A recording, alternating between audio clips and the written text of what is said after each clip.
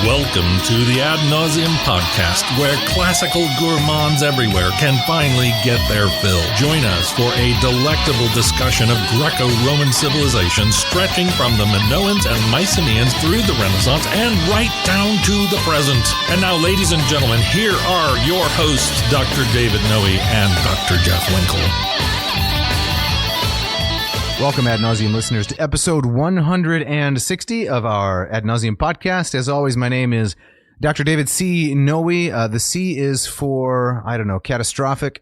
And we're here in the bunker of the Vomitorium South. That is the basement of the RHB bookstore and coffee shop. I'm here with my good friend and tremendous co-host, Dr. Jeffrey T. Winkle. How are you doing this afternoon, Jeff? I'm doing just fine. I'm making wonder what the T in my name stands for. So the C, you're saying catastrophic. Catastrophic. Okay. And the T stands for tariffs. Tariffs? Yeah. As in like taxes on goods? Yeah. Okay. Spending time with you always comes at a cost. I got you. Okay, I'll take that. All right. So this is how we're going to start. I don't know. That's how we usually start. It is how we usually starts in the parking lot. It does. The most awkward moment of this podcast is when we meet up in the parking lot and we each step out of our vehicles. It is, yeah. And from your speakers is blaring something like REM. Yeah, something. Or Ben Folds. Right. And from my speakers is what? Aerosmith, or maybe some kind of White Snake. 13-minute guitar instrumental. That's correct. Right. And then we look at each other awkwardly and it's all downhill from there. It's often like when I find myself, I want to be courteous and hold the door for someone. Yeah. But they look back and they're about 30 35 feet so away. You're just waiting there with the door. And then finally you give up, right? They just walk through. That's right. Yeah. We have that moment every time in the park. I don't think there's any way. I don't think there's any way to get over that. Maybe we should hire an apprentice. I wonder if someone in our listening audience would like to move to Grand Rapids. Yeah. For a non-paid apprenticeship. Yeah. For the Ad Nauseam podcast. And what would they be? How would they help us to alleviate this? Sure. problem? Well, they need to be responsible for their own housing. Yep. Their own food. Their own entertainment. Yes. But about once per week, they could come and help us record the podcast. Yes. And so, what kinds of things would they do?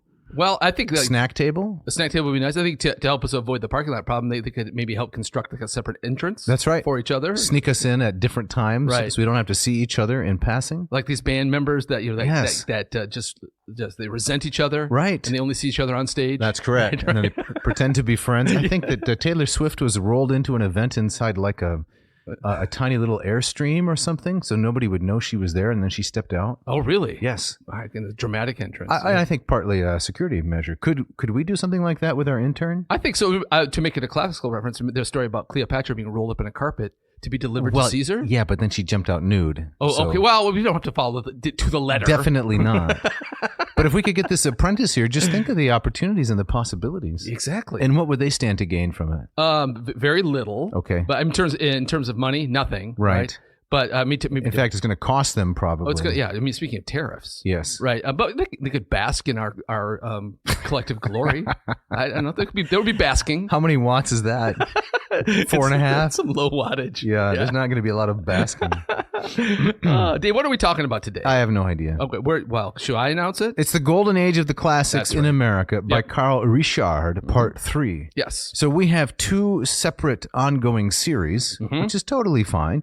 The one is Henri Irénée Maru, which is Education in Antiquity. Yep. Right. And the second one is the Golden Age of the Classics in America, Carl Richard, which brings us into the antebellum American scene. Yeah. 1830s, 1840s. Yes. And we're advancing this particular storyline today.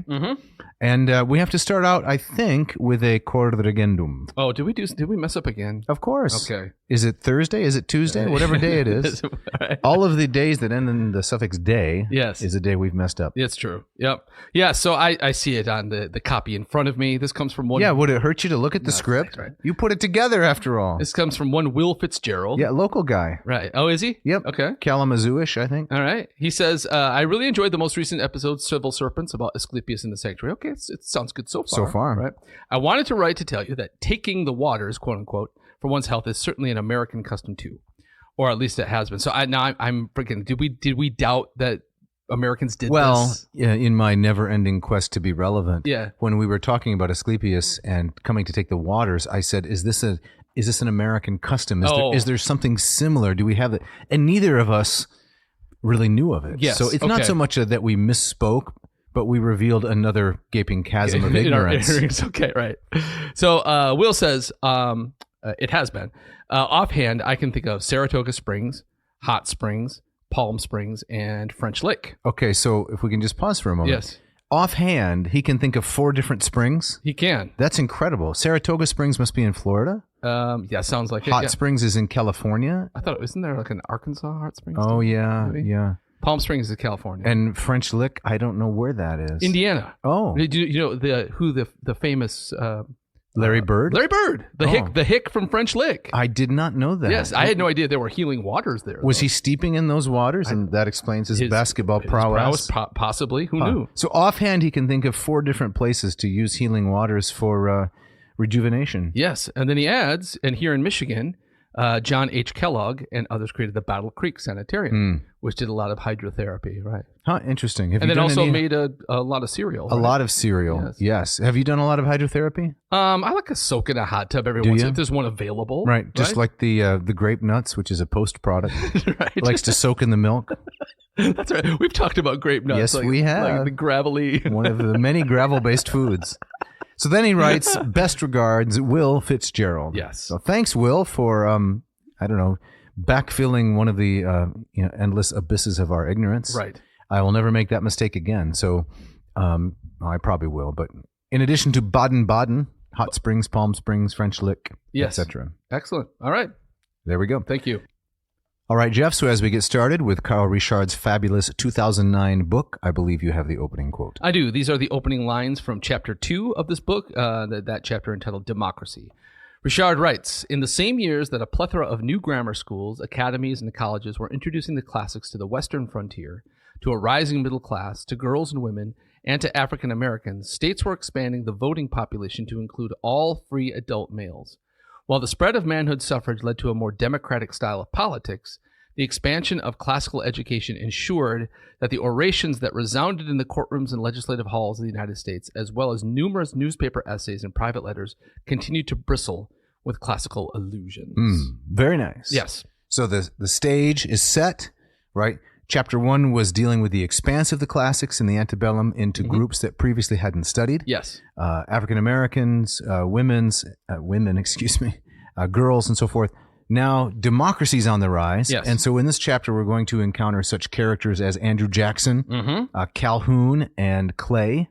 And we're going to see how throughout all of this, democracy is exploding, but the classics are not left behind. Exactly, right. And then also part of this is as kind of the voting franchise expands, right, so does this debate about what's the ideal form of democracy. And so this debate about using the model of Athens or using the model of Rome or some kind of combination, that is also kind of comes back on the scene. I don't know, I can't remember if we've talked about it on the show, but the founding fathers in crafting the Constitution and the American Republic, borrowing from both of those traditions, definitely, but perhaps most heavily from the Roman tradition. But here comes the idea of maybe the Athens way of doing things is the better way. Correct. Yep. Yeah, we have talked about it a little bit when we had Ed Watts on. Yeah, and we were talking a little bit about the mixed constitution and Polybius and so forth, and that comes up a lot in this chapter as well. Right. So as we get started in the chapter, the first section is entitled Classical Oratory in a Democratic Age. Yes. And we have the character of Daniel Webster. Right. Played by Emmanuel Lewis, if I'm not mistaken. Right, exactly, in that 80s TV show. That's correct. Right. With George Papadopoulos. Exactly, the most sickening cuteness about it, yes. Daniel Webster, says Richard, loved the classics and peppered his addresses to august bodies like Congress and the Supreme Court with classical references, but he exhibited an occasional reticence about using them in speeches geared to less educated audiences. In arguing a famous case for Dartmouth College before the Supreme Court, Webster closed with a melodramatic Ciceronian flourish. Sir, I know not how others may feel, glancing at the opponents of the college before him, but for myself, when I see my alma mater surrounded, like Caesar in the Senate House, by those who are reiterating stab after stab, I would not, for this right hand, have her turn to me and say, Et tu quoque mi fili, and thou too my son? End quote.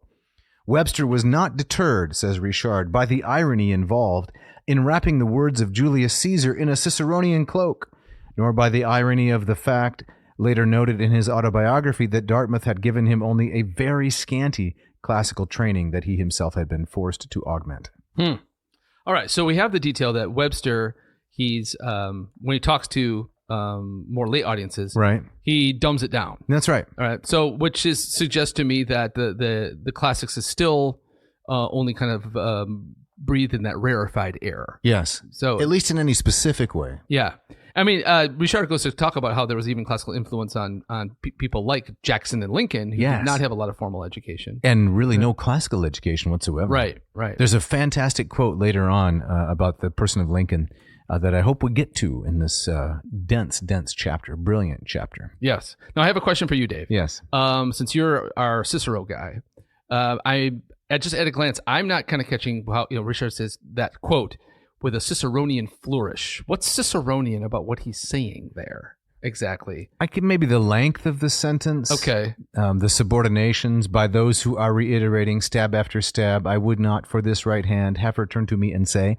Also the notion of personification, which you get here.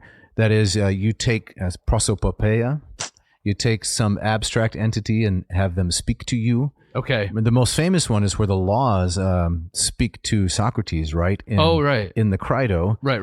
And then Cicero repeats this at several points where Rome turns to her and says, how could you do this? I see. Yeah. So there's that. There's the personification. Right. Now this is okay. Good. Thanks. That sure. That helps.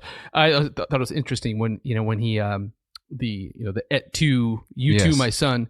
Webster's et tu quoque mi fili. I've not seen that rendering of it. There's the et tu brute. Right. There's the kai su teknon from That's Suetonius. Right. Yep. And so is Webster? Webster coming up with this on his own? Yes, for sure. Okay. And that doesn't take, I would say, any extensive knowledge of the classics. I suppose. After all, Dartmouth gave him only a, quote, very scanty classical training. Right. Yeah. So we have the person of Daniel Webster, the great orator. And you want to read that part from down further on page 42 just to kind of wrap up Webster as we move on to Sam Houston? Sure. Richard writes, yet Webster had avoided using Latin phrases in his appeals to juries, and in 1841 had persuaded William Henry Harrison, an avid reader of Cicero and of Charles Rollin's Ancient History, which I believe that was, you mentioned in the previous chapter, right? Yep. To delete obscure classical references from his inaugural address. Webster joked that he had killed 17 Roman proconsuls as dead as smelt. Delivered in the freezing rain, the address was still too long, contributing to Harris's death a month later. Yeah. Right. So Harrison could not eliminate enough classical references from his inaugural address. And it killed him. And it killed him. 17 Roman proconsuls as dead as smelts. Yes. So I guess the moral of the story is, if you are elected to office and you give your inaugural address, keep the classical allusions to a minimum. Because your health is at stake. Right. I have to admit that before I read this, the one fact I knew about William Henry Harrison was that he died in 30 days. Yes, right? I have to confess that I have never been one of those who memorize all the presidents. Oh, yeah. I got the first few, and then I got most of the 20th century, but somewhere in the early 1830s, 40s, I get my Harrisons and my Fillmores. And the Tylers. Yeah. Was Tyler even a president? Yeah. Zachary Tyler? I think so. Yes. Zachary Taylor. See, again, right. I get it all confused. Yeah, it's a mush for me, too. And then you have, is it Grover Cleveland, who's elected twice, but in non-consecutive years? And just throws the whole thing out of whack. Taft, McKinley. Yeah, give me 17 Roman proconsuls. Those I can keep straight. There we go. So you would have been on tenterhooks for this address. That's right. Counting off on your checklist. That's right. So then we move on to the Western states and the age of egalitarianism. Yes. So says Richard at the bottom of that same page, it is true that in the Western states particularly, the age of egalitarianism opened political offices to a number of men like Abraham Lincoln, Sam Houston, and Andrew Jackson, who possessed little formal education. And then I think we have to read that amazing anecdote from the life of Sam Houston, where he went and lived with Native Americans. Yes. Can you read that portion, Jeff? I will. Before I do that, though, I wanted to comment on something that. So he mentions Lincoln and Jackson, right, as men in American history who have little formal education, right. And I saw in this is that I've always understood that to be something kind of unique about the American character.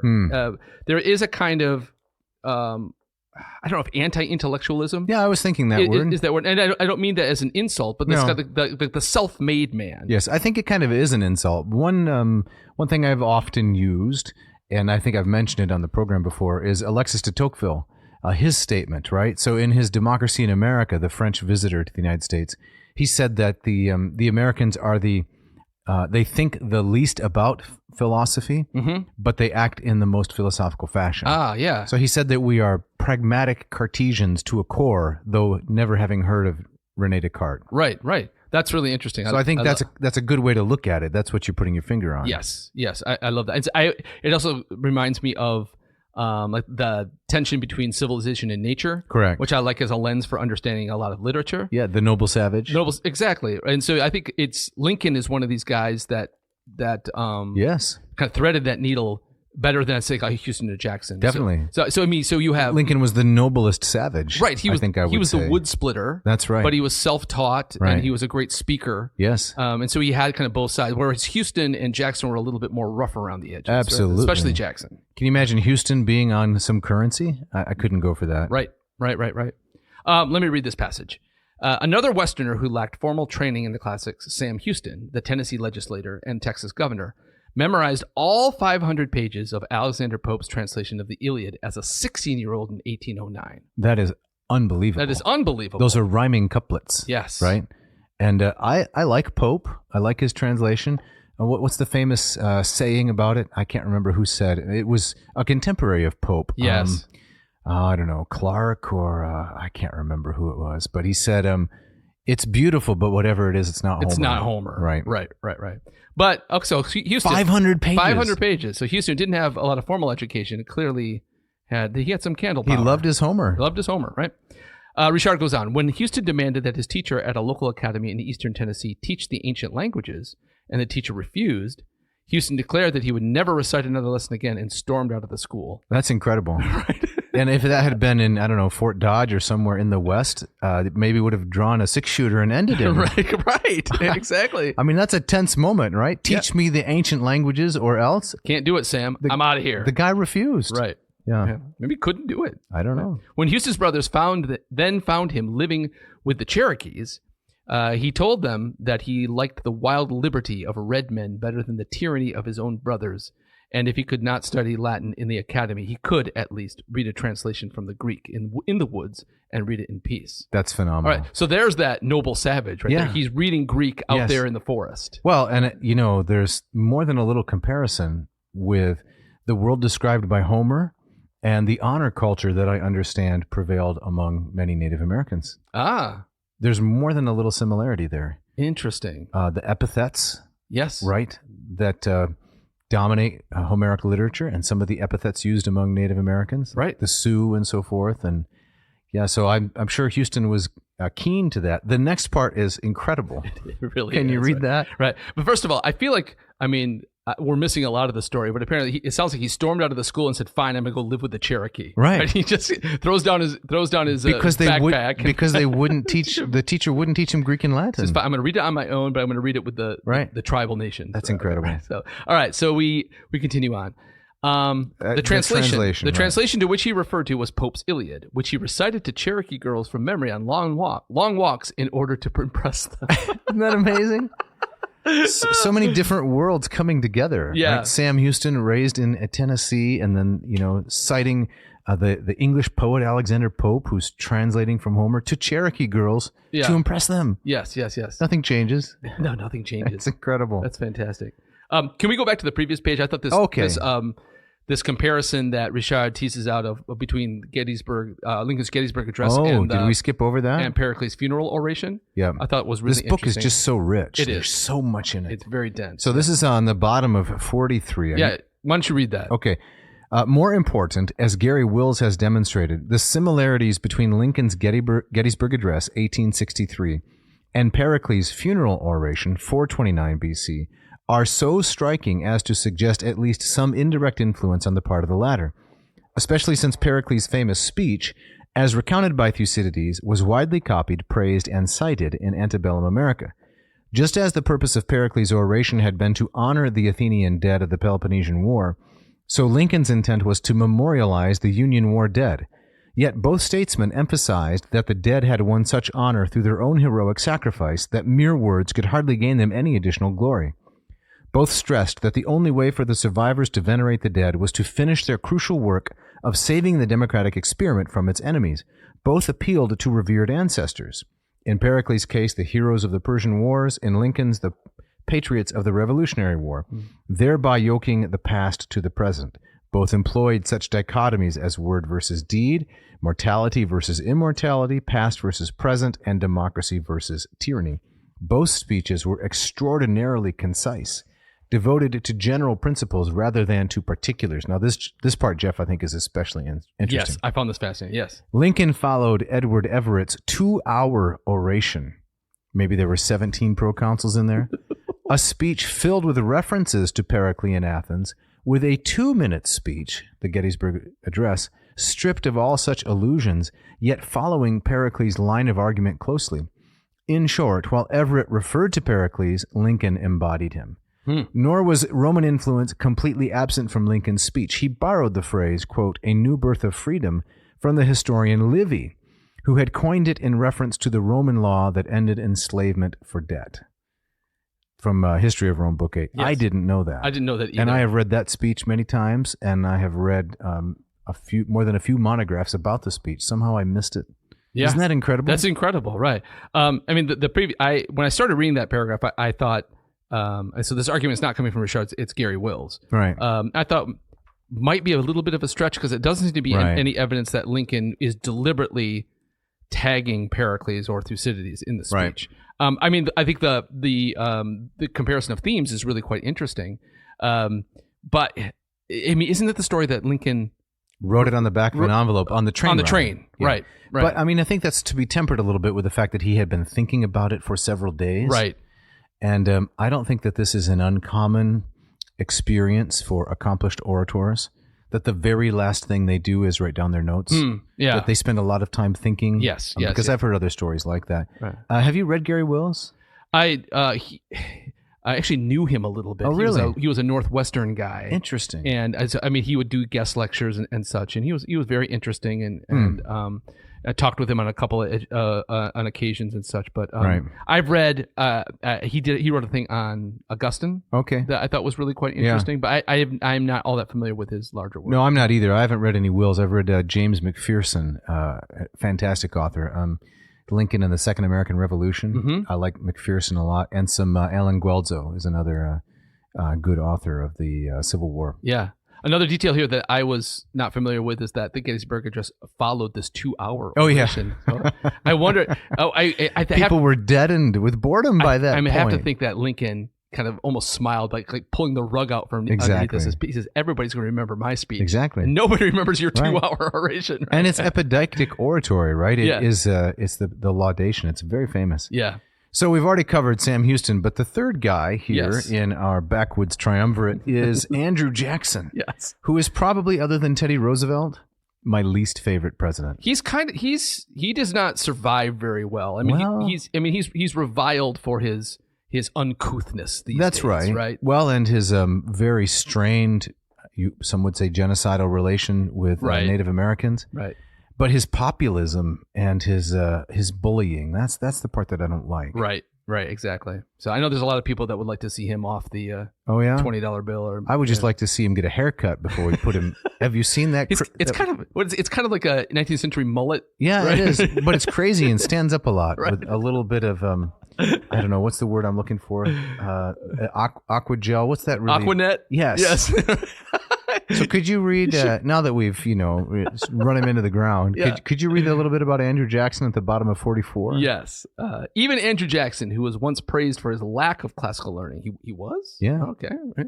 Could still show his respect for the classics in symbolic ways. Andrew Stevenson of Virginia suggested that Jackson had benefited from his ignorance of Greek and Latin, writing, "Regular and classical education has been thought by some distinguished men to be unfavorable to great vigor and originality of the understanding." So wait a minute. Does this mean that classics is it makes you weak? It's effeminizing? Is that the idea? I think he's saying that it's easy to fall into It's the appeal to authority. Oh, And so it does. If you are steeped in it, it doesn't allow for a lot of original thought. Okay. All of the original thought has been done. Right. And so maybe he's saying because Jackson didn't have this, he was more of he was freestyling. I see. Right. What do you think about that argument? It makes me think of like learning music. Right. And I've heard similar kind of things that if you Okay. steep yourself in theory, Right. it can actually be handcuffs unless as opposed to teaching yourself. It's the self-taught. They're going to come up with the new stuff. I see. The experimental, and that's going to lead to new. So, things. do you think that's true? For Jackson? No, in general, in music and in literature. Yeah, I think there's a place for the freestyler. Okay. But I mean, there has to. It's nature and civilization. You have to ultimately have a balance. Right. For every Jackson, you have to have who's our most learned president? Oh, that's a tough one. Who's the guy that could write left hand and right hand? Oh, Garfield. Garfield. Who also lasted less than a year. Yeah, maybe Garfield. Okay. So every Herbert Jackson. Hoover knew a lot about minerals. He did, didn't he? Yeah. He was a geologist of some accomplishment. Right. That's fantastic. So for every Jackson, you need a Garfield. Okay. Right. So you were going to read some Jackson here, some more Jackson. Right. 'Cause So I interrupted you. Yes, no problem. Let's see here. Regular and classical education has been thought by some distinguished men to be unfavorable and great vigor and originality of the understanding, and that, like civilization, whilst it made society more interesting and agreeable, yet at the same time it leveled the distinctions of nature. Okay, I think that's kind of what we were just saying. Okay. It can sand too much classical education can sand off too many of the rough edges. Okay, and we want some of those there. You want some of those to be a man of action. I think that's what Stevenson's saying. Okay. Here. Yep. Will you continue then? I will. Yet, as president, Jackson appointed the famous neoclassical architect Robert Mills as the official architect of his administration. In fact, when Jackson's own estate, the Hermitage, burned in 1835, Jackson appears to have sought Mills' advice in reconstructing it. The capitals of the new Corinthian columns that fronted the house were modeled on those of the Temple of the Winds in Athens. Beautiful building, by the way. One of my favorites. Yes. Jackson probably also sought Mills' advice concerning his domed tomb, which after I read this, I looked it up online. It looks like a little mini pantheon. Really? Yeah. Mills, like Nicholas Biddle's favorite architect, William Strickland, had been a student of Benjamin Latrobe. Ardent foes in the political and economic arenas, Jackson and Biddle shared the same architectural preferences. Jackson also selected an expensive wallpaper designed by the Frenchman Joseph Dufour, a panoramic series of panels that included Minerva tossing Telemachus off the cliffs of the island of Calypso in order to break the spell of the nymph Eucharis, a story told by François de Salignan de la Montfenelon in The Adventures of Telemachus from 1699. That's an odd choice for a that's what I want in a wallpaper. Athena throwing Telemachus. I'm not even familiar with that tradition. No, actually, right? No. So I thought this was a bit of a stretch. Well, in the sense that it doesn't show that Jackson was really that interested in classics. Right. It was just pretty much decoration. It doesn't take very much commitment to choose a wallpaper with a classical theme. Right. Exactly. And I don't know how much time Jackson put into choosing your official architect for your administration. Right. I can see someone, hey, have you heard of this guy? Fine. It's like saying, that I have a deep interest in forestry because the air freshener that hangs from my rearview mirror is shaped like a pine tree. Right. I would say that's about it. Yeah. So I would see, I see Lincoln and Houston as much more interesting and direct connection to the classical tradition. Absolutely. Jackson is our odd man out. Yeah, here. so Houston memorized 500 pages. Yes. 500 pages of Pope's translation of the Iliad. We don't have any evidence that Jackson read any of the Iliad in any language. Exactly, right. Which is not to put him down. I can put him down other ways. Right. But. And also missing is, did any of the Cherokee girls fall for it? Yeah. I don't know. Sam. Yeah, keep going. All right. So in the middle of 45, yes. How did this play with the voters? How did Jackson's anti-classicism or indifference to classicism, how did it play with the voters? You want to pick it up there? Okay. Please. It is true that some of the poorly educated new voters considered the classics useless vestiges of aristocracy, and that politicians sometimes sought to capitalize on their anti-intellectualism by denigrating the classical languages. In 1859, Senator John Hale of New Hampshire reflected the anti-classicism of some uneducated Americans when he remarked, quote, Whenever I hear a judge in court give an opinion in Latin, I generally conclude that he is about to announce some infernal doctrine that he is ashamed to speak in English.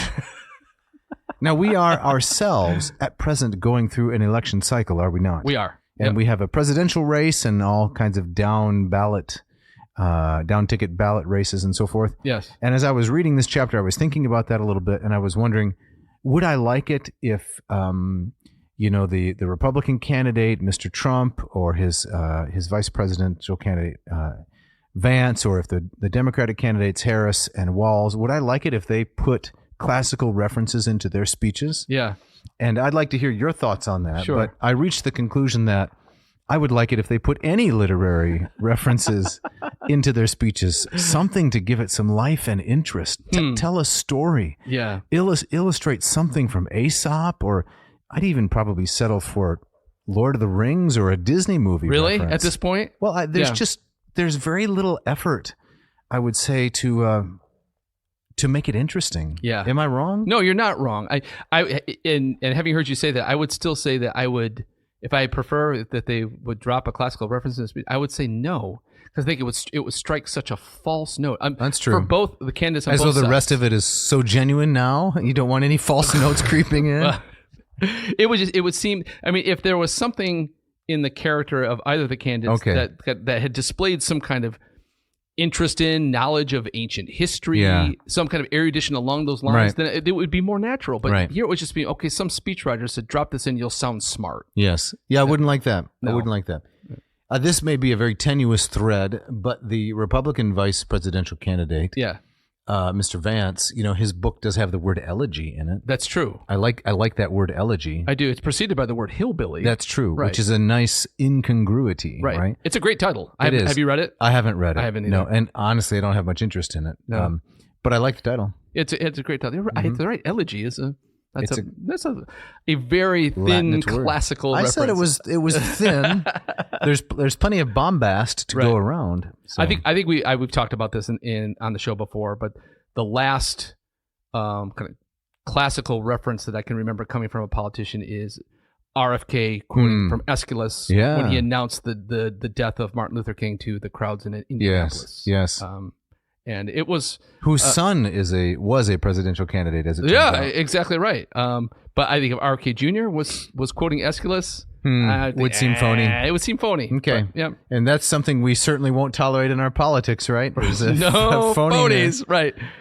Do you think this notion of this kind of anti-intellectualism from this quote here is that someone speaking Greek or Latin, do you think there's that's the attitude that's out there right now? Is it's a vestige of snobby aristocracy? Yes. Yeah. I think that is, but I think there is that.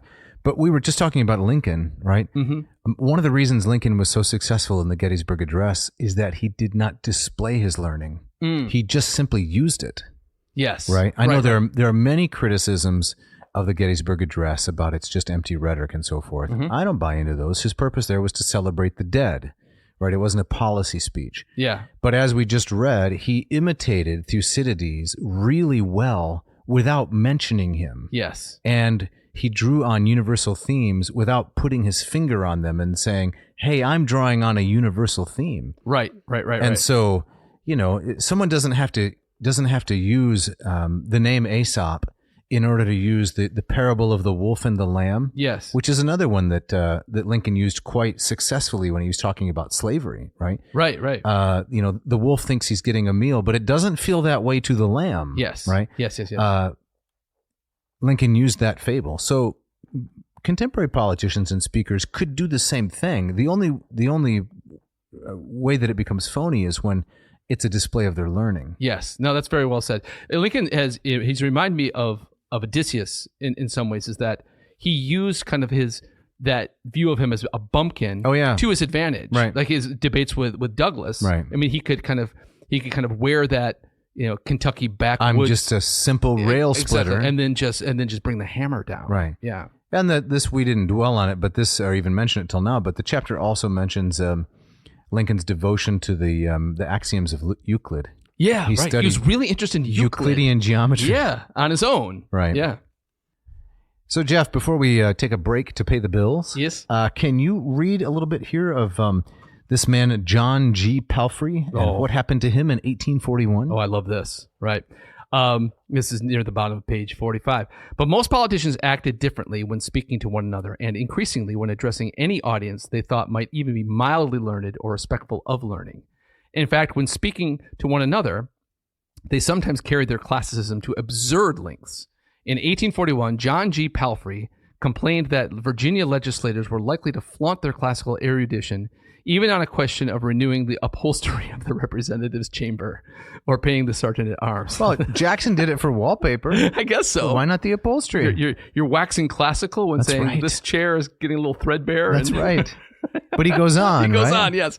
When John Quincy Adams sneered at John Randolph's numerous quotations of Latin poets in Congress, calling them mere scraps of Latin from the Dictionary of Quotations, the genuinely learned Randolph retorted that he had never met a Yankee who knew anything about the classics. So there's a little bit of sectional prejudice there. Right. We in Virginia and in the South, we know the classics. You Yanks, you don't know anything. Right. Which is a dangerous thing to say to John Quincy Adams. Definitely, right. And I think it cuts against, I would say, certainly a contemporary stereotype about the North versus the South. Yes. So with the Yankees would be the ones with the Harvard education, and these yokels in the South. Right. But here it's flipped. So apparently you've never been to 1840s Virginia. I haven't. Okay. Right. Someday. Right. It goes on. Both men understood the importance of maintaining their respective reputations for classical knowledge, yet they at least avoided the extreme sensitivity of Judge John Rowan, who killed Dr. James Chambers in a duel over which man possessed the more thorough knowledge of Greek and Latin. You could only see that happening today over sports. Yes. Right? Or if the fast food order is done incorrectly, right? Yeah. That they would come to blows in an actual duel. Yes. And then let me finish the paragraph here. So Rowan went on to serve in the House of Representatives and the U.S. Senate, where he was presumably safe from any imputations against his classical prowess. Leave that guy alone. Yeah. Richard can turn a phrase, can he? It There's is. a little bit of a joke there. It is. A nice one. But it's crazy where from an era where dueling was a thing. Right. The most famous one, of course, is Burr and Hamilton. That's correct. But it was extrajudicial. It's Right. like, okay, you guys settled it this way, and you kill your opponent, and you go on to have this career in Congress. Yes. Should we bring that back? Dueling? It seems a little wild. It just seems. Speaking of Neither of us would be alive at this point for all the people that we have offended. right, exactly. No. Personally, I'm glad dueling is no longer a thing. Okay. Ostracism. You're in favor of that. I like that Okay. tradition. Yeah. Well, speaking of dueling and ostracism, Yeah. it's time for the ads.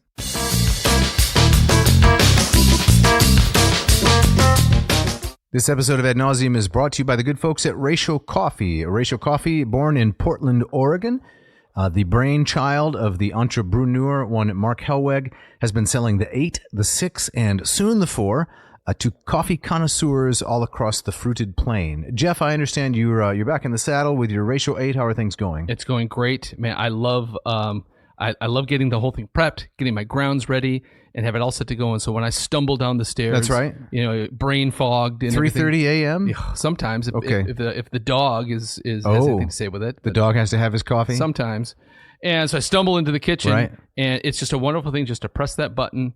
And immediately you can hear the bloom stage and the bubbling, and Yep. and then the scalding hot water is pouring over my grounds, Right. and in no time at all I have the perfect cup of coffee. And there's the off-gassing. There's off-gassing, yes, Okay. very important, yes. So you had a little bit of a hiccup with the 8, and I did. You went through customer service I did. and got things straightened out. Yep, fantastic. So we are back in business, All right. and I could not be happier. You've Right. got the stainless steel version, but they come in a variety of colors and styles. They do. You have is it the oyster shell? It's oyster shell color to try to match our cabinets with some walnut accents. It's a beautiful machine. Your sons thought you were taking a replica of the Millennium Falcon out of the box when it Exactly. first arrived. I thought it looked so cool. And It's these are incredible. sleek, beautiful machines. And that's correct. Yep. So listeners, if you want one of these wonderful machines, the 6 or the 8, and coming very soon, the Ratio 4. In October. In October, we're very excited about it. This is going to be perhaps more affordable, Right. A smaller version of the bigger brothers. Yep. And we're really excited to announce that along Yes. the way. Yep. It's the first affordable and beautiful half-batch pour-over coffee machine. The 4 is our smallest brewer yet, says Ratio. Agile and sleek, puts out between 5 and 20 ounces of coffee per batch, enough for 1 to 2 reasonably sized cups or 1 big travel mug. So Wednesday mornings, when I drive off to the seminary to teach my Latin, I fill up my travel mug out of the 8. Yep. Always have a little bit left over, which I usually drink later because it's still warm. Indeed. In the hulking flag on. Yeah. But soon I'll be using the 4. I'm an early adopter, and it'll be perfect for my travel mug. It will. All right. So if for people with home offices or kind of away from home offices, the perfect thing to sit on your desk. Mm-hmm. So, hey, listener, if you want one of these machines, the 6 or the 8 now, or if you want to hang in there for the 4 coming down the pike, you should check out what they've got to offer at ratiocoffee.com. Find the item that you want, put it in the grocery basket, and if you type in this coupon code for September, ANCOH5. Dave, the H standing for? Huzzah. Huzzah! Which is what they would have said in the 19th century. Indeed. If they had seen the ratio 8, 6, or 4. Huzzah, we've got coffee. Lots of huzzah. So ANCOH5, and that will get you 15% off your entire order. Check it out.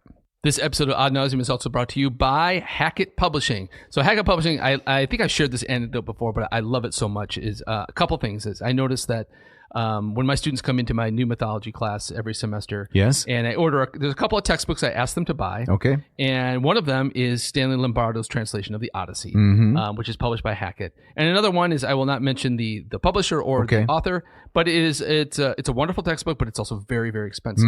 And so I often will have students come up and say, hey, I've bought the Odyssey. I have it right here in front of me. It says, is it okay if I wait on the other one because I'm still waiting, to sell a kidney, my next paycheck, or checks to buy it. Right. And so there's that aspect of it. Is my students I teach at a community college, they're often cash strapped. Right. And so they love that the Lombardo translation is very affordable, under $10, yes, brand new. And then one of my favorite anecdotes is I had a student, I think it was last academic year, came up to me and said, I've had the Odyssey assigned in 2 classes before this one, and 2 different translations, and those 2 previous times I hated it, and now that I'm reading Lombardo's translation, he says I finally get it, and that's I love incredible. it. Now they love it. They love it. Huh. Yeah. And that was so great to hear. It's really interesting. So I was reading a book this past week, not published by Hackett, but here's the connection. It's a book by a very famous Thomist philosopher, Edward Fazer. I really enjoyed it. 5 Proofs of the Existence of God. It was mind-blowing. In fact, to digress for just a moment, we should do another Libris Helluari. Debauching on books. Yes. Talk about some of the things we've been reading. That's been a lot of fun. Yeah, that's been too long. Yeah. I'm going through Fazer's book, and all of a sudden he references Duns Scotus, right? And he says, if you're interested in this topic, go check out Duns Scotus. I drop down to the footnote, and guess what I see? Something from Hackett. That's right. Who's publishing Duns Scotus? Hackett Publishing. And fantastic. There's that moment of recognition. I know those guys.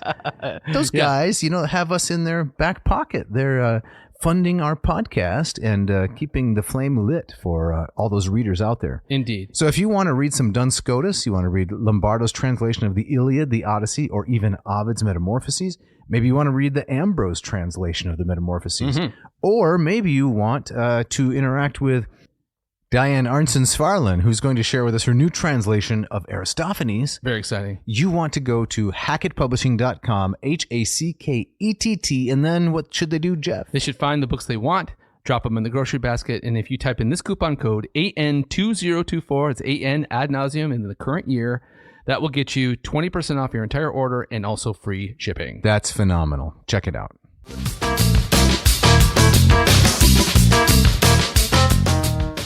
All right, Jeff, so as we get back into it, we're here on page 46 with the rehabilitation of Athenian democracy. Can you get us started on this subject? Yes. I'll read the text right below that heading. Antebellum politicians learned quickly that one way to appear erudite without seeming aristocratic was to praise Athenian democracy.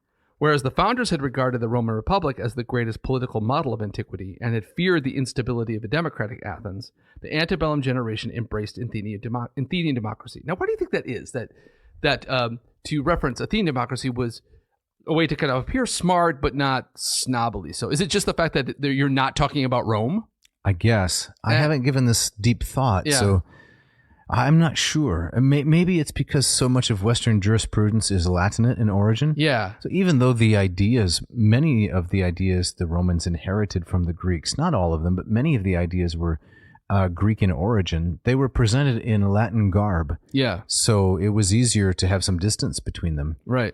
So I think that's probably the explanation. Yeah, I wonder how much of that that general, even that Plutarchian sense, in his parallel lives, Right. he meant to kind of redress the notion that the Romans were brutes and the Greeks were the thinkers by Right. having opposites paired up.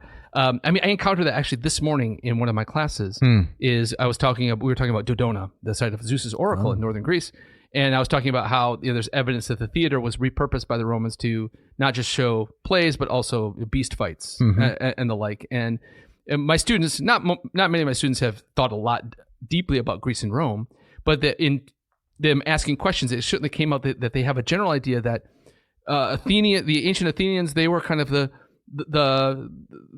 more approachable, kind of the thinkers, the lovers, not the fighters, and then the Romans, the artists and so forth. The Romans were the blood sport maniacs.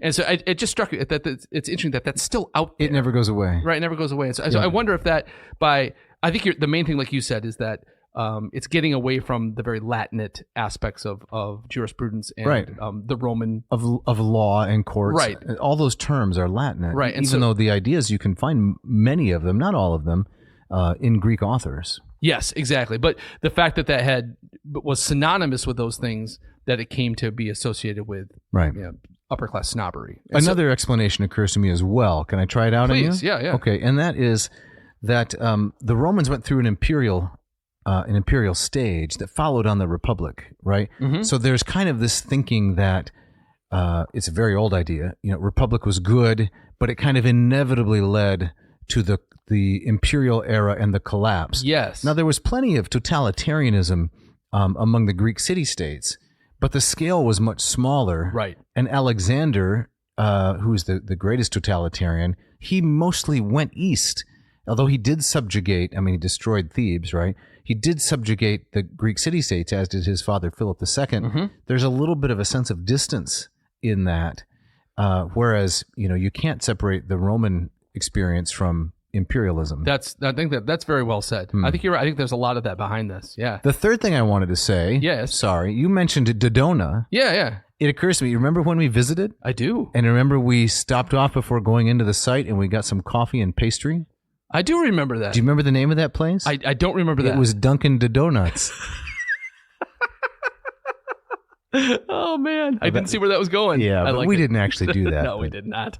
The pun occurred to me while you were talking. That's an opportunity waiting to be grasped. Yeah, though. Dunkin' Donuts. Yes. So what happens next as we are rehabilitating Athenian democracy among the Americans? Yeah, let me pick it up where I left off. It says, this phenomenon, that is talking about Athenian democracy as opposed to Rome, was not confined to the United States. In response to the standard histories that had criticized Athens, the British historian Thomas Macaulay retorted that freedom produced excellence there. He claimed that we suspect that the average Athenian citizen was, in political intelligence, above the average English member of parliament. Macaulay rebuked some historians for neglecting literature and the arts so completely in favor of war and politics as to slight what democracy had accomplished in Athens. He asked, wherever literature consoles sorrow or assuages pain, wherever it brings gladness to eyes which fail with wakefulness and tears, and ache for the dark house and the long sleep, there is exhibited in its noblest form the immortal influence of Athens. Interesting. Yeah.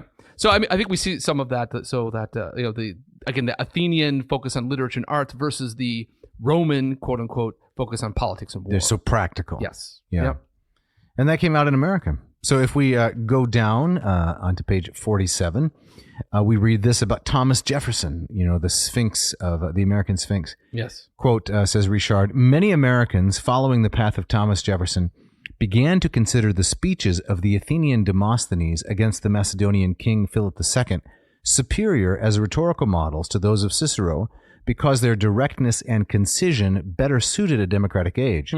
As J.C. Gray wrote concerning Demosthenes' rhetoric, quote, we perceive in it nothing vague or extravagant, nothing florid or redundant, end quote. Though faulting Demosthenes for his lack of imagination and humor, John Quincy Adams declared, quote, his eloquence is characteristic of democracy, as that of Cicero is of aristocracy. It is the Doric to the Corinthian pillar. Huh. Can you explain that image to our listeners in case they're not familiar with the Doric and Corinthian? Right. So the Doric order is arguably the first of the three main orders, and it's also the simplest. Right. It has a fluted column with a simple capital on top, and it goes right into the stylobate. That's right? correct. Into the Terminates without any kind of a base. Right.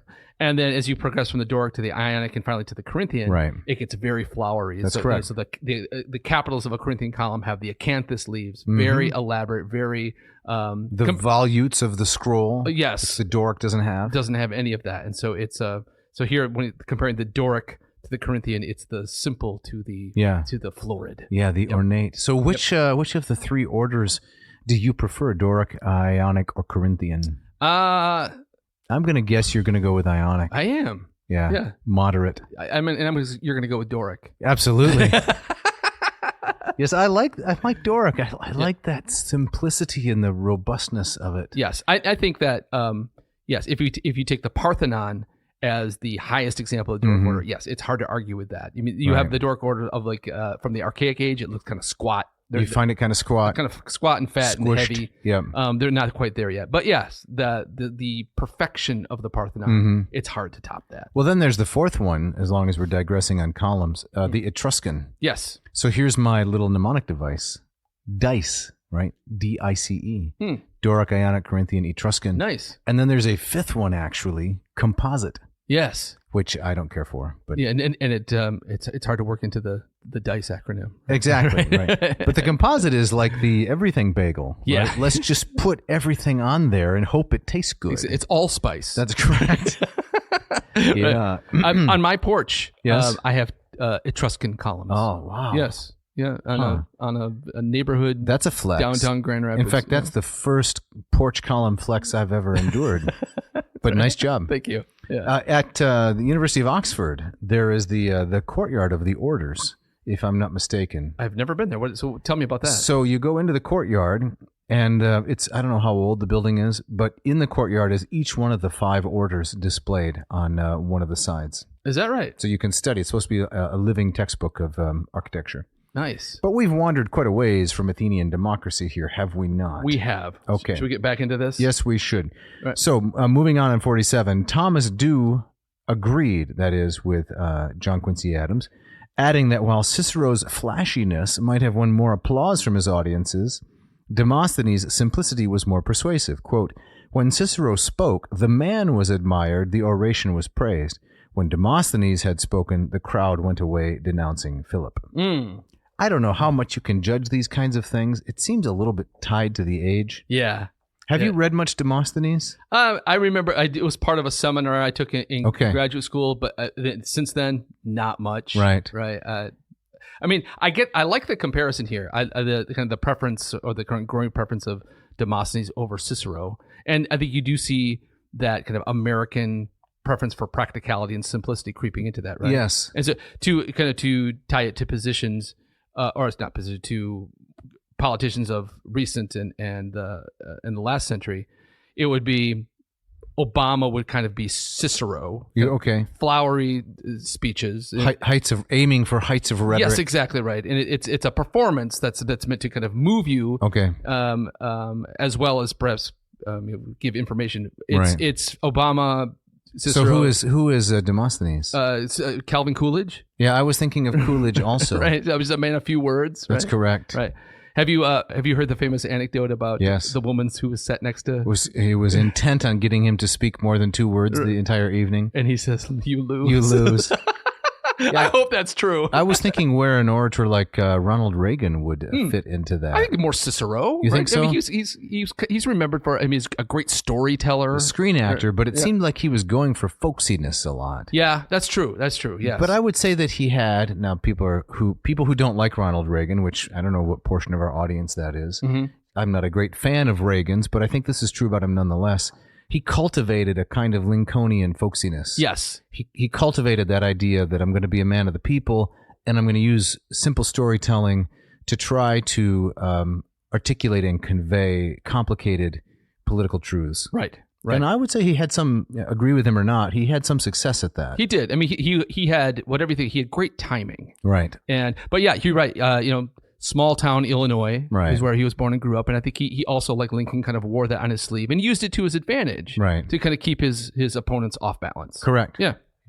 So that's more That would be more Or Demosthenic. Demosthenic, yes. I suppose. I guess so, yeah. I think really what we're noticing here, though, in antebellum America, in the dispute between Demosthenes and Cicero, is just maybe a little bit of a reaction. Yeah. Cicero was so popular among the founders that now it's time to stake out our own claim. So we're going to go for Demosthenes. Right. I haven't read a lot of Demosthenes, but what I have read, I don't think he's any simpler and more concise and direct than Cicero. Right. I find the same level of sophistication, honestly. Yeah. Cicero would be very pleased with this comparison. Yes. Yeah. I think so too. Right. If I could offer another musical metaphor. Please. So it reminds me of, you talk about kind of reactionary approach here. Right. It reminds me of kind of pop rock in the 1970s. Prog rock becomes so florid and over the top, and you have these 12-minute songs. Right. That one of the reactions and what is birthed from that is punk. Okay. Let's strip it down to 3 chords, right? And let's scream the lyrics. Okay. And so it's kind of a push in the opposite direction that kind of forces the pendulum to swing. And so maybe that's part of it too. It's like, okay, we've had enough of Ciceronian, florid speeches, and now we need something more down to earth. Okay. Yeah. Good. So bottom of 48 and top of 49, we have to get into the question of states' rights. Yeah. We're going to tread on some dangerous territory here. You want to get us started with that, Jeff? Where do you want me to start here? Where's maybe right at the bottom of 48, such speeches? Such speeches, whether of the simple Demosthenean, how do you say that? Demosthenean, or of the more ornate Ciceronian variety, were highly valued, as the historian Daniel Walker Howe has written, by stressing the arts of rhetoric, classical studies, help direct political argumentation towards the declamatory style of Webster and Calhoun. The political speeches of the time, like the Lyceum lectures, sermons, ceremonial discourses, and lawyers' arguments, constituted a popular body of oral literature. Paradoxically, the written culture of the classics underwrote and legitimated this oral culture. Perhaps this was because classical culture had been an oral one too. Since written manuscripts were rare and expensive in antiquity, nearly all classical authors intended for their works to be read aloud and therefore focused considerable attention on perfecting their oral qualities. Okay. So he's saying that Webster, who was kind of more of a speech maker in the Ciceronian vein, right? He's taking his cue either directly or indirectly from the classical roots in oral performance. Correct. Okay. That what you hear is the most important part. Yes. Now, Dave, you had mentioned something about states' rights. Yeah, so this is on page 49. Says Richard, most Southern supporters of state rights praised Greece not only for its democracy, but also for its decentralized government. So if I can just interrupt the quote, what we were saying about the difference between Rome and Greece, right? Rome had a extensive bureaucracy extended all around the Mediterranean. Right. Greece remained more or less isolated city-states. Yes. Even the Athenian Empire was more just a kleptocracy than anything. Yeah. But Richard continues, in opposing Andrew Jackson's threat of force against South Carolina during the nullification crisis of 1832-33, John C. Calhoun noted that each member of the Achaean League, a famous confederacy of Greek democracies in the Peloponnesus, had possessed its own assembly, magistrates, and judges, and had united only for a few common purposes like national defense. He suggested that the United States should hold to such a model. During the 1850 discussions concerning secession, William Boyce made the same recommendation, offering as, quote, an illustrious and suggestive precedent, end quote, the Achaean League, the union of the southern states of Greece, caused by the pressure of the Macedonian power. Thomas Dew wrote, in casting a glance over the nations of antiquity, our attention is arrested by none so forcibly as by the little democracies of Greece. After noting the achievements of Greece in warding off the countless hosts of Persia, and in perfecting philosophy, art, rhetoric, and historical writing, Dew asked, what then could have generated so much greatness of mind, so much energy and loftiness of character, in this apparently secluded corner of Europe, scarcely visible on the world map?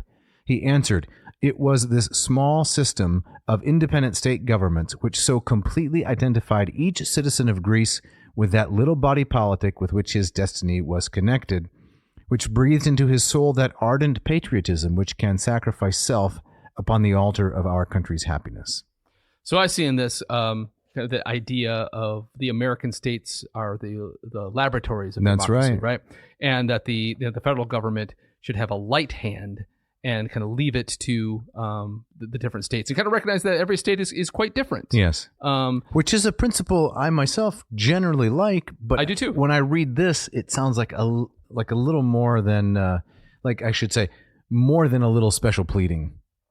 What do you mean? Well, what do you mean by that? The state right in issue was slavery. I see. States have the right to defend and even extend slavery into territories that were not yet organized as states. Yes. So I think what Richard is saying is that some of these Southern politicians were reaching for classical precedent for the thing that they already supported. Yes. And they found it in the Achaean League and in the Greek city-states as opposed to Rome. Sure. Now, it's not that those ideas weren't present, but I think it's maybe a little bit of special pleading that it fits so nicely.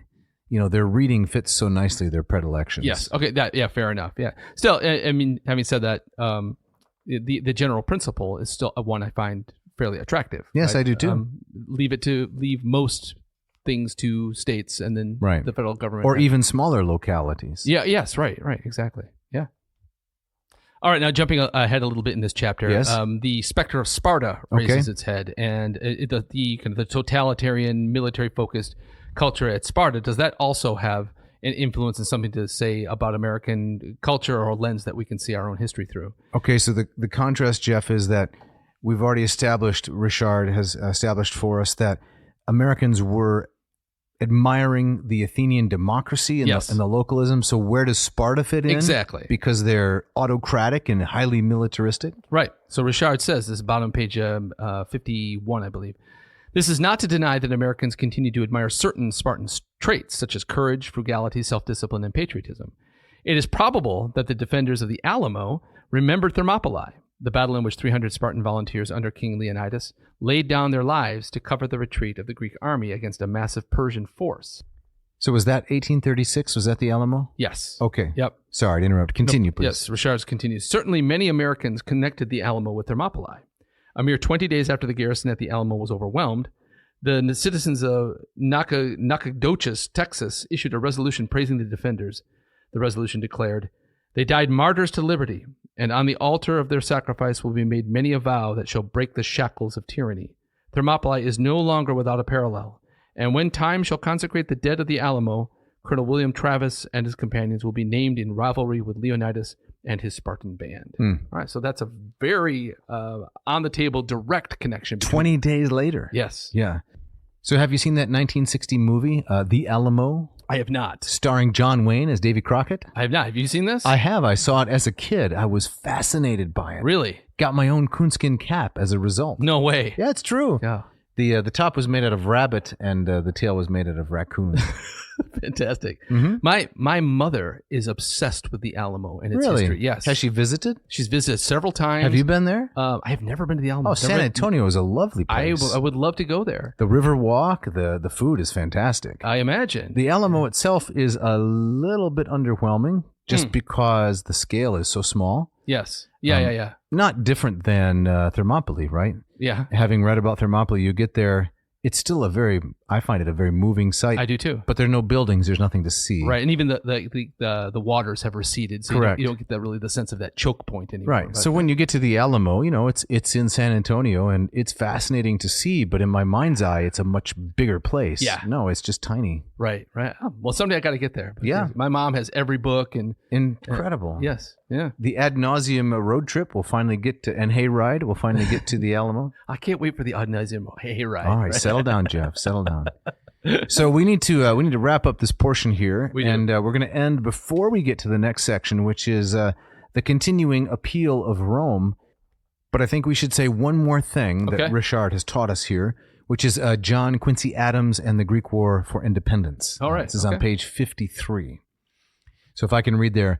Recognizing the strong passion of Americans in support of Greek independence based on the love of ancient Greece, Secretary of State John Quincy Adams wrote to a Greek agent in London, wishing the Greek rebels success.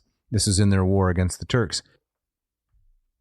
And published the correspondence, even as he quietly opposed Webster's bill and attempted to negotiate a commercial treaty with the Ottomans. So that was based on the Monroe Doctrine, right? The idea that the United States was going to protect the Western Hemisphere, the part across the ocean, right, and not get involved in European politics at all. Exactly. Yeah. So Richard continues, hoping to secure the presidency that year, 1824, Adams walked a tightrope between respect for the American public's passion for the Greeks and his commitment to the principles of the Monroe Doctrine, a doctrine he had played a key role in formulating. So this general kind of love and respect for ancient Athenian democracy and ancient Greek culture led to a flowering of support for the War of Independence. Yeah, like a groundswell. So Americans were pressuring their leaders, hey, let's go help the Greeks get free of the Turkish, the Turkish control, because we love all things Greek. Right. But at the same time, there was the need, I guess, Adams and others had,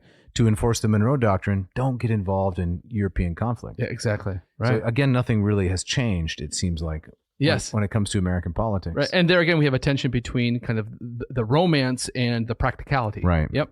So would you have supported JQA for president in 1824 on this basis, or would you have said, come on, John, you're trimming, right? You're doing one thing publicly, but you're doing another thing privately. Yeah. Very Ciceronian, by the way. Right? Yeah, yeah. It makes me suspicious of him. He's trying to keep too many things juggled in the air. He's trying to have his baklava and eat it too. Exactly. Yeah. Right. Hey, speaking of baklava, right? We're up against it. We are. We got to get out of here. What does that have to do with baklava? Nothing. I'm just trying to sorry. non sequitur.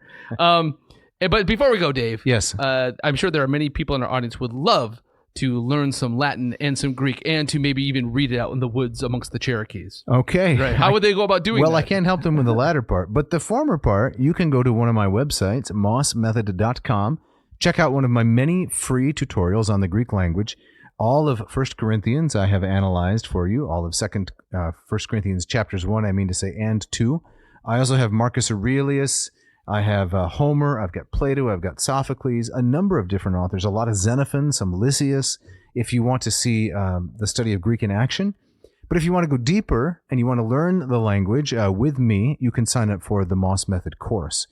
So this is a course that is self-paced, expert, and accessible, and it features one of your favorite events, which is... the Moffus Hours. That's correct, the Friday Moffus Hours. We get together, currently we're reading some Xenophon, Friday mornings at 10:30 Eastern. We have scholars from all over the country, some from around the world. We get together, we read some Greek.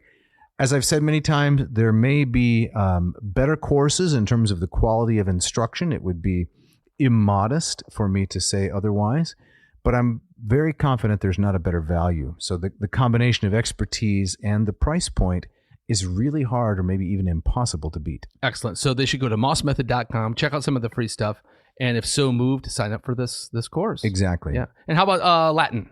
Right. So at latinperdiem.com, you can also check out my free work, or at the YouTube channel. I think right now I have 2,103 free lessons of 4 to 6 minutes in length from almost any Latin author that you can imagine. Most of the ones we've talked about today in the episode. If you like the way I teach Latin and you think, I would like to have that skill set, you can gain it by taking a Latin course with me. You can take my Lingua Latina Per Se Illustrata course, Latin Teaches Itself. This is the Hans Orberg Orange Familia Romana book. And again, I think it's a great value. We've got Units 1 and Unit 2 available, still in production a little bit on 2, and then we'll have 3 and 4.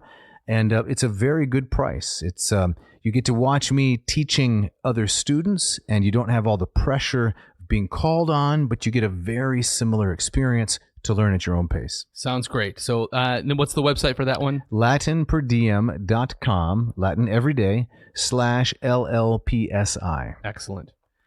And Jeff, what if people want to get in touch with you or me, or if they want to thank people? If they want to do any of those things, they can write to me, jeff@adnauseam.com. Don't forget the V. And Dave, how about getting in touch with you? They should write to dave@adnauseam.com. Don't forget the V in Dave, as well as in nauseam. Yes.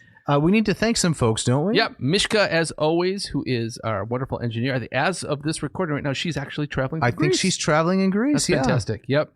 And then, of course, Ken Tamplin, Scott Van Zen. What can you say about these guys? These great musicians who have so generously allowed us to use their music. That's what you hear screaming at you throughout the episode. That's right. The opening music, the closing music, the bumper music, their composition and performance. So we're very grateful for their generosity. Jeff, Yep. If they want to get a T-shirt or something like that, if they want to issue a corrigendum, yet another, what should they do? They should go to the adnauseum.com, check out our Lurch with Merch section, pick yourself up a nice T-shirt. The wonderful orange contrasted with the black. Perfect for October. That's correct. I would say. Yep. Show us that you are taking in the classics. And keeping them down. That's correct. And so, Dave, next week, we got to finish this up, I think. We got to finish this up. That's correct. And we have our guest coming up pretty soon. Yep. And she's going to talk to us, our friend Diane, about Aristophanes. That promises to be a really thrilling episode and some giveaways also. Excellent. And Dave, you have our gustatory parting shot, I believe. Yes, I do. This is from Walter de la Mare. So I didn't know much about this guy until I looked him up. But according to Wikipedia, Walter de la Mare was an English poet, a short story writer, and novelist. He is probably best remembered for his works for children, his poem The Listeners, and for his psychological horror short fiction, oh my goodness, Nice. including Seaton's Aunt and All Hallows. He was born in 1873, died in 1956, and this is what he wrote. He said, "Oh, pity the poor glutton, whose troubles all begin in struggling on and on to turn what's out into what's in." There you go. Thank you, Walter. Thank you, and thanks for listening. Thanks.